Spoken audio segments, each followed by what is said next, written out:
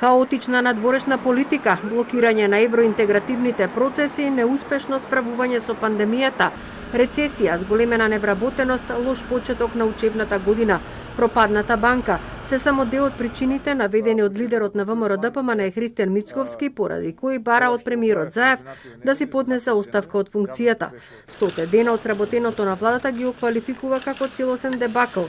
Затоа бара итно свикување на лидерска средба, а доколку тоа не се случи, тогаш ќе преземат други чекори преку поднесување интерпелација во собранието и иницијатива за предвремени парламентарни избори, доколку има услови за нивно одржување.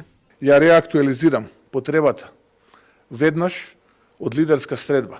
Лидерска средба на која што ќе разговараме за актуелната политичка, здравствена, образовна, економска ситуација во нашата Македонија. Кога здравствените услови ќе го дозволат тоа, треба да се случат предвремени парламентарни избори. Затоа побаравме формирање на експертска влада, влада која што ќе биде составена од експерти, луѓе кои што си ја знаат работата, а не овие флагрантни импровизатори кои што денеска се тука присутни, и врз основа на таа експертска влада која ќе се создадат тие услови да се случат предвремените парламентарни избори. 100 ден од формирањето на владата, опозицијата од албанскиот политички блок ги оцени како катастрофални, бараат и тие да бидат вклучени и информирани за сите на тамошни преговори со Бугарија. Одма председателот на владата да дава оставка, да се направи широка владина коалиција помеѓу сите политички актери и да се преземат одговорности од сите политички актери.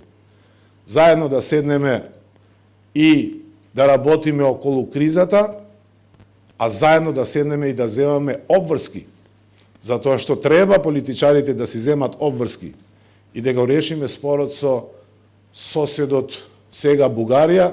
Владата наместо денеска да даде отчет за сработеното, одлучи тоа да го направи по 2 дена во петок.